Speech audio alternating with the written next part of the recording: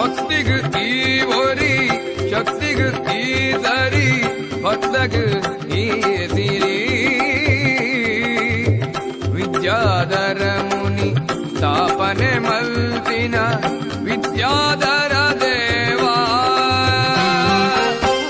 ಇತ್ಯದ ಕ್ಷೇತ್ರಡ್ ಉದರನ್ ಪಡೆಯಿನ ಇತ್ಯ ಶ್ರೀ ಮಹಾಲಿಂಗೇಶ ಇತ್ಯದ ಕ್ಷೇತ್ರಡ್ ಉದರನ್ ಪಡೆಯಿನ ಇತ್ಯ ಶ್ರೀ ಮಹಾಲಿಂಗೇಶ